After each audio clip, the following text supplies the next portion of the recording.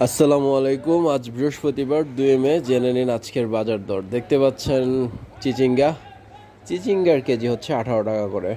করলা দেখতে পাচ্ছেন, করলার কেজি 50 টাকা, 5 টাকা কমছে, কারণ আজকেও মোটামুটি ভালোই চাপ বাড়তেছে বাজারে করলার, তাই একটু দাম কম।